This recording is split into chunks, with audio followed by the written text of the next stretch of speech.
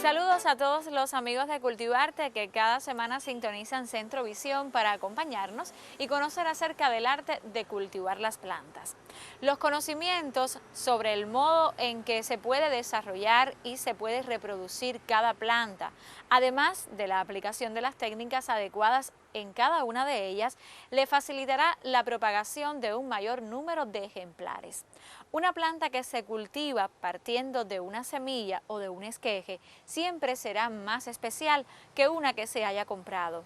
Por esta razón, te invitamos a conocer hoy sobre la familia Euphorbiaceae.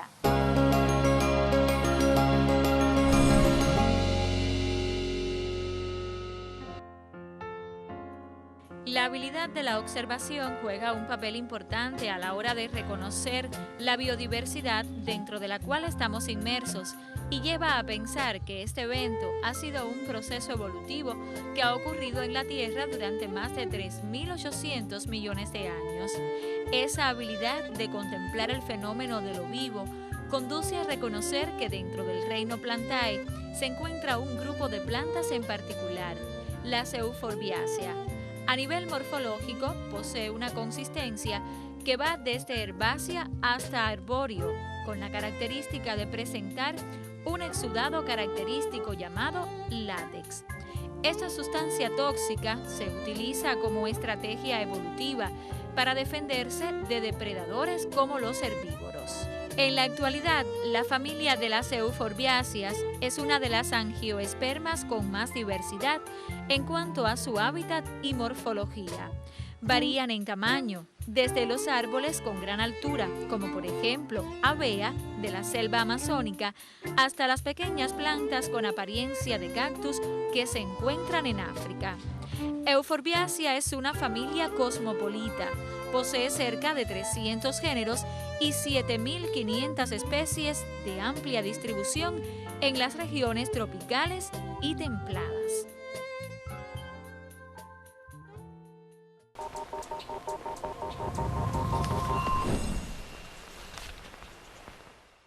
Hoy, como dijimos al comienzo de nuestro programa Cultivarte, vamos a adentrarnos un poco más en el mundo de una de las familias más interesantes de las plantas y hoy vamos a conocer por qué es una de las familias más interesantes y por eso me acompaña nuestro buen amigo Rogel Santiesteban, que con muchísimo placer accede a cada una de nuestras invitaciones para hablar de esta gran familia que es prácticamente parte de su familia, no la humana, pero sí viva aún. Bienvenido a nuestro programa. Muchas gracias. Bueno, una familia que incluso con nombre complejo, Euphorbiaceae.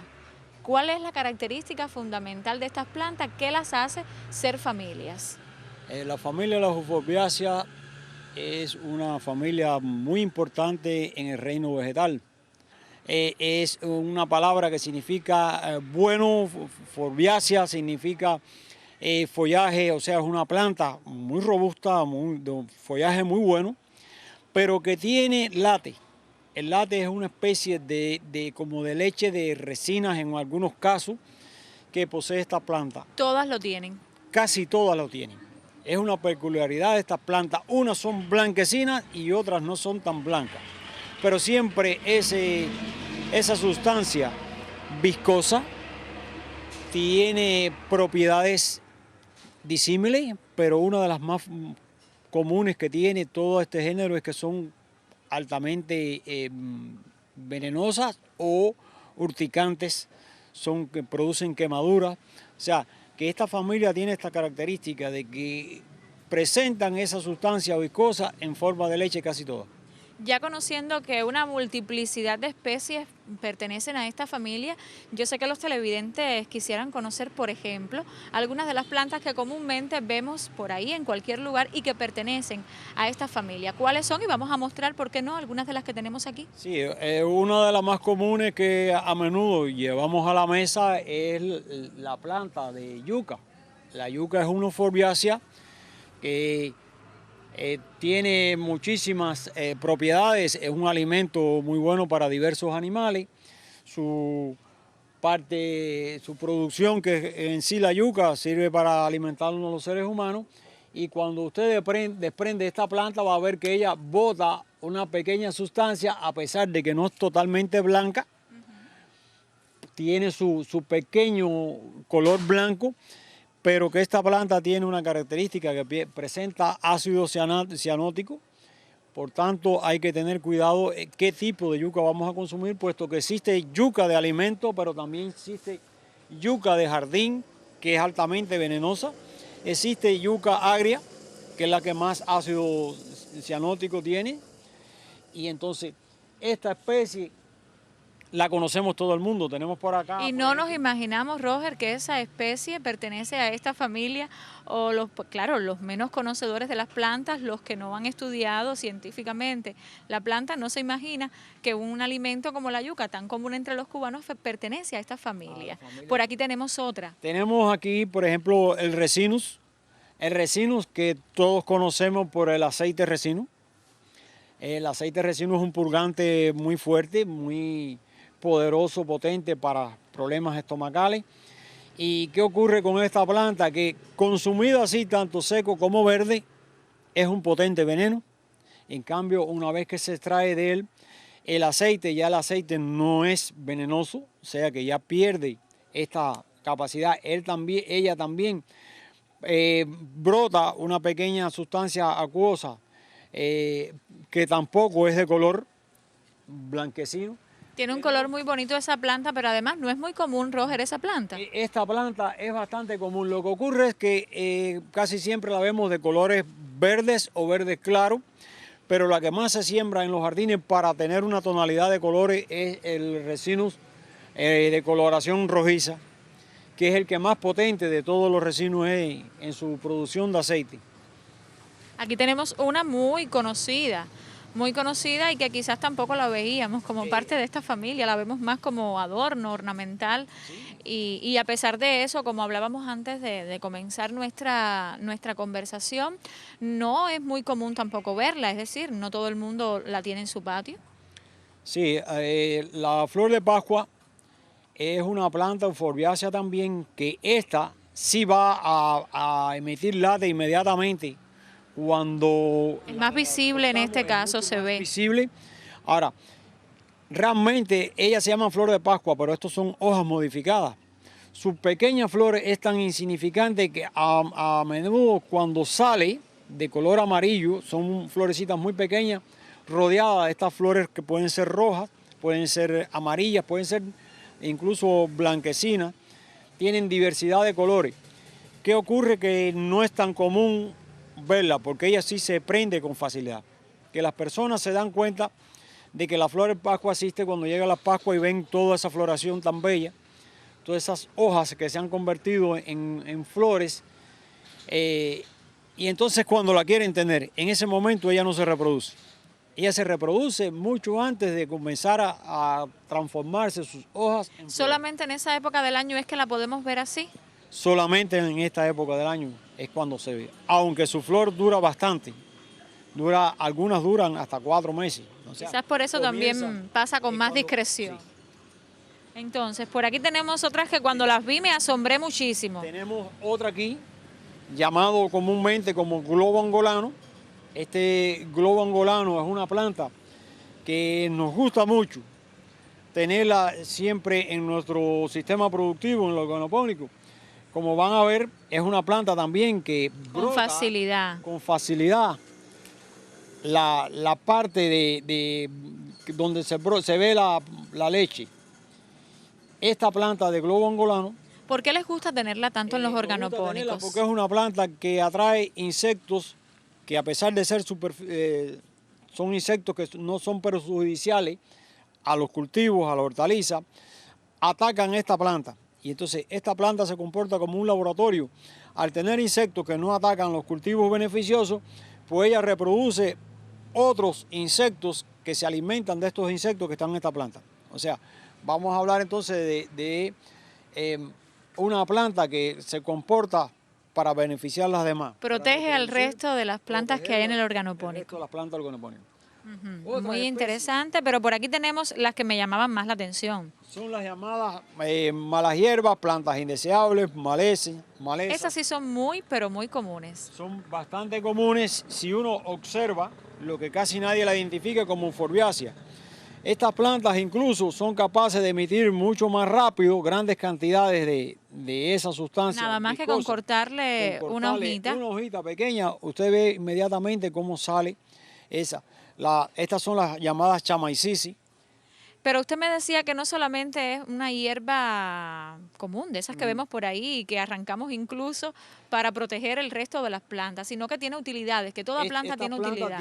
Tienen también utilidades. En algunos países se utiliza esta planta completa para el dengue, para algunos tipos de dengue. Tú sabes, todo el mundo que los dengue todos no son iguales. Pero también tiene su sustancia lechosa, sirve para quemar verrugas y para los herpes. También tenemos aquí otra especie de planta indeseable o mala hierba, que es la hierba lechera. Esta planta, como su nombre indica, hierba lechera, vamos a ver que también emite una cantidad de leche de forma muy rápida, muy violenta. Miren que es una plantita pequeña y como tiene ese contenido de leche. Los crotos, por ejemplo, también pertenecen a esta familia. También a esta familia, a estos crotos, que hay una inmensidad de colores, de tamaños, de forma de sus hojas. Ustedes saben que hay crotos con hojas alargadas, hay crotos con hojas más redondeadas, con hojas de diferentes formas, pero también hay los llamados crotos trabuzones, pero hay otros que son mucho más torcidos, lo hay de hojas muy pequeñitas. Son plantas que en los jardines son muy comunes de observar, son plantas que resisten mucho el sol y por su diversidad de colores, formas y tamaños son ampliamente gustados por la población. Y como toda planta también tienen sus formas de reproducirse, de lo que estaremos hablando en los próximos minutos de Cultivarte. Así que usted no se vaya de nuestra sintonía.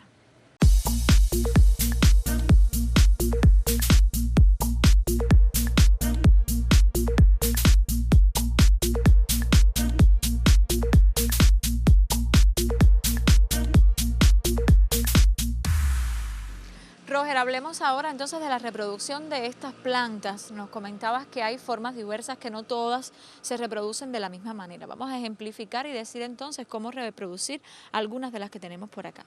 Sí, hay muchas de estas especies de plantas que producen sus semillas, sus frutos. Por ejemplo, la higuereta, el resino, es una planta que produce semillas.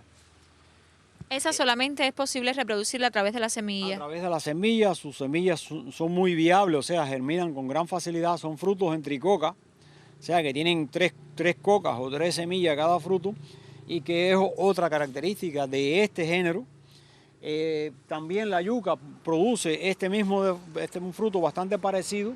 Cuando queremos reproducir yuca, estamos hibridando, o sea, estamos obteniendo una nueva variedad de yuca, los hacemos entonces por semilla y logramos, si no lo hacemos como es habitual. Si no lo hacemos como es habitual, que esto, y los campesinos saben mucho de eso. Que es tomar parte del tallo, del cangre que se le dice, y este cangre se secciona en partes y se siembra, se pone bajo tierra y se da. La flor de Pascua se reproduce por parte del tallo, pero también tiene los crotos, que los crotos tienen su peculiaridad. Los crotos pueden reproducirse de diversas formas. Los crotos podemos 15 centímetros de plan de cualquier parte del tallo. De cualquier rama. Pero el que más fácil se logra es cuando picamos un croto de uña. O sea, vamos a jalar el gajito hacia abajo y esta uñita va a tener todas las características, toda la información genética para inmediatamente echar raíces. Muchas casas el croto se pone dentro de una botella con agua. Esta agua debe cambiarse cada 2 días, entre otras cosas para evitar que haya alguna bacteria, algún hongo, pero también para evitar los mosquitos. Vamos a ver que al cabo de los 15 días de estar en agua ya comienza a brotar las raíces. Pero también, y después de que la tenemos en agua podemos ya sembrarla en tierra. En una bolsa y la mantenemos entonces durante 15 o 20 días en una bolsa hasta que ella termine de desarrollar su sistema radicular. Entonces es relativamente fácil. Bien, y por acá entonces todavía nos quedan los globos. Los globos. ¿Cómo se puede reproducir el globo? Estos globos son frutos que a pesar que se ven que están inflados, de ahí el nombre de globo, explotamos el globo y vamos a ver allá adentro cómo existen un fruto dehiscente, o sea que cuando él se seca, este fruto abre y dentro de él tiene toda una serie de semillitas. Cuando se seca tienen pelo y salen a volar. Y ya, y así Y nace ya, el globo. así nace el globo de forma muy natural por todas partes. Pero más adelante en Cultivarte, Roger, vamos a hablar sobre uno de los géneros que existen dentro de esta gran familia de la cual hoy conversamos. Así que yo le propongo a los amigos televidentes que no se vayan de nuestra sintonía y a usted seguir conversando con nosotros.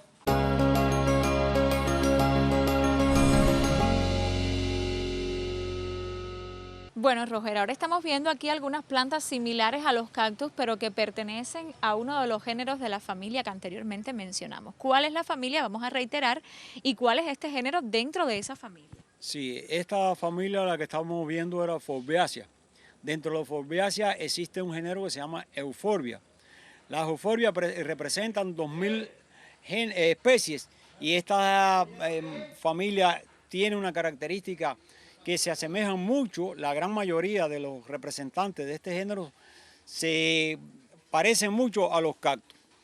Han tenido una evolución paralela, tal es así que muchísimas personas que no están en este mundo creen que son cactus porque tienen espinas, porque tienen formas columnales, porque tienen formas globosas. Por ejemplo, aquí tenemos un cactus verdadero que es la pitaya, que todos conocemos, esta planta que se enreda en la cerca, que crece, que sirve para injertar otros cactus. Sin embargo, cuando vamos a otra planta que es de la familia Euphorbia, vamos a ver cuál es su parecido. Tiene 3 lados y presenta espinas, las dos presentan espinas y uno cree que es un cactus, aquello es una Euphorbiaceae. ¿Cuáles son las características entonces fundamentales de este género Euphorbia? Las euforbias tienen sus tallos y sus hojas modificadas de forma tal que pueden reservar grandes cantidades de agua y nutrientes. Existen algunas con hoja, igual que los cactus que existen algunos con hoja, pero también que poseen, muchas de estas especies poseen espinas. Y la hay desde árboles grandes, muy grandes, arbustos como el palito chino, por ejemplo, que ya es un arbusto que puede alcanzar 2-3 metros, y pueden haber plantas totalmente rastreras, como la Euphorbia portulaca, ya por su semejanza parecido a las portulacaceae, o sea, lo que llamamos comúnmente verdolaga. Entonces, todas estas especies van a tener, estas sí van a tener la característica que todas que nosotros tocamos una hojita, la pinchamos, van a tener grandes cantidades de esa secreción lechosa. Se conoce que estas plantas son bactericidas por excelencia. Por tanto, es una planta que todo el que se dedica a sembrar debe tener algún representante de la Euphorbia en su sembradío, producto de que estas van a proteger las demás plantas. Cuando queremos reproducir una planta por parte de la planta, y valga la redundancia, o sea, una parte del tallo, le untamos esta leche va a impedir que algún hongo, alguna bacteria pudra esta parte de la planta y por tanto lograr el enraizamiento. Bueno, definitivamente secretos que no siempre conocemos acerca de las plantas, incluso detalles que las diferencian unas de las otras. Y sobre eso vamos a seguir conversando hoy en Cultivarte. Así que siga junto a nosotros hasta el final.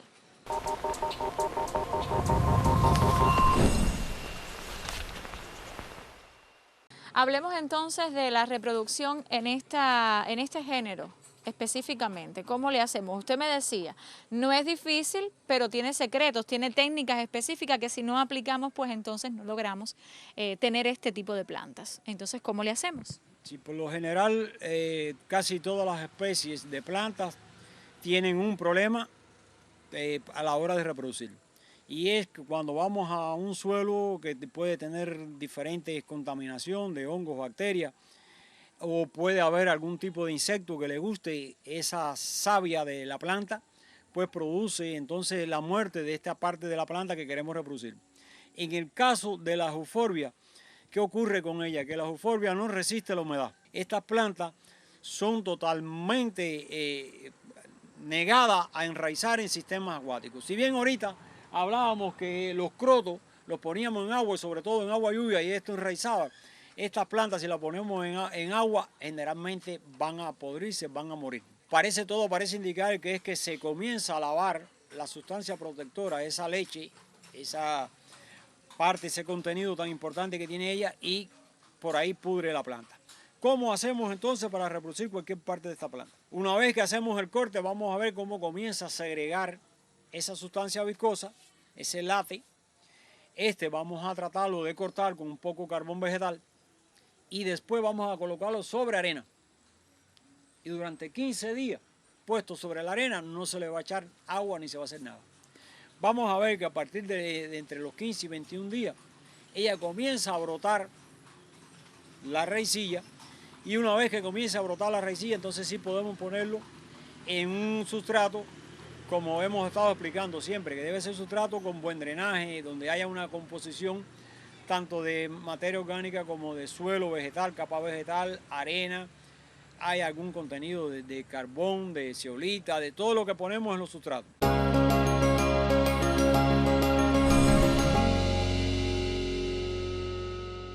Bueno, Roger, de las que tenemos aquí de este género, de esta familia, vamos a hablar algunos de sus usos. Me decías que todas sirven para usos similares, pero por ejemplo, ¿cuál sería? Y vamos a hablar también del nombre de alguna de ellas.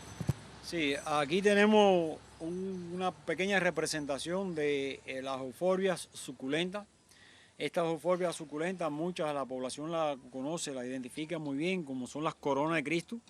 Coronas de Cristo son diversos las especies de este género de euforbia de corona. Existen coronas de Cristo como van a ver, con hojas grandes y corona de Cristo con hojas pequeñas y por tanto flores muy pequeñitas.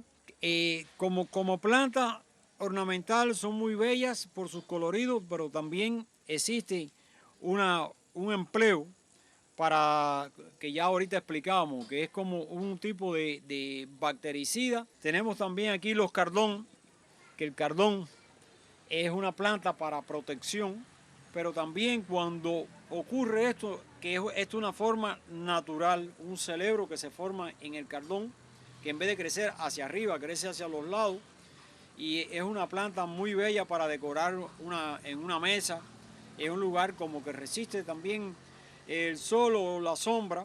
Este tipo de cardón que va a caracterizarse, en vez de crecer, el que anteriormente decíamos, tiene una característica, que en cerca es muy débil, puesto que él parte de un tallo principal y de cada tallo se va ramificando, y cuando llega a la altura de los 2 metros ya es un poco inestable y entonces su facilidad para caerse con un viento es bastante frecuente.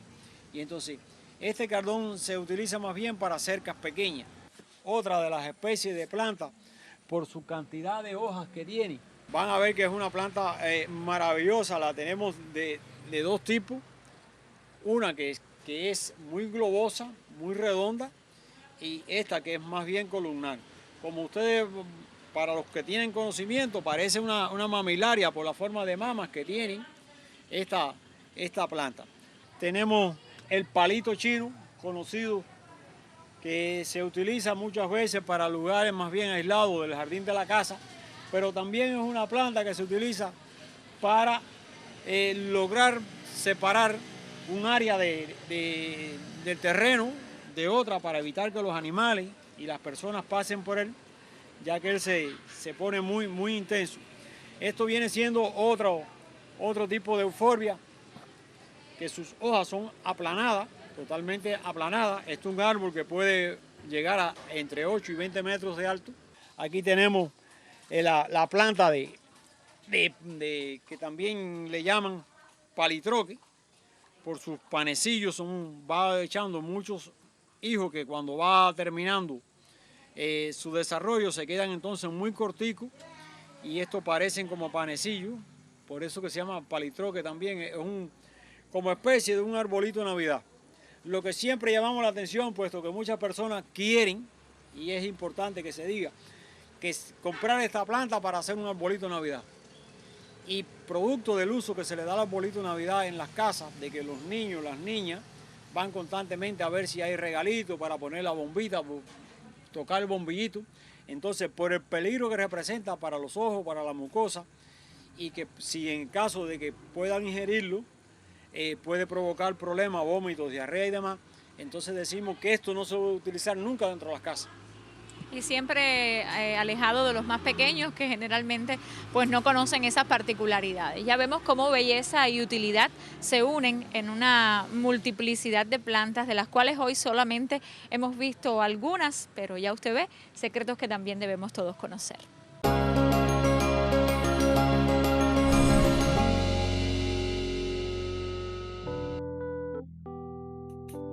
Las euforbiáceas forman una gran familia tropical con especies leñosas como árboles, arbustos, lianas, plantas suculentas, cactiformes y especies herbáceas, sobre todo en nuestra región. Se cultivan especies de los géneros Euphorbia, con 2.000 especies, y en su gran mayoría suculentas. Se han desarrollado paralelas a los cactus. Se ubican muy cerca de la región del trópico y se encuentran distribuidas en Centroamérica, Suramérica, Asia y el norte de África. De allí que se pueden observar los innumerables usos que tienen y que han llevado a profundizar en el estudio de estas especies de este género.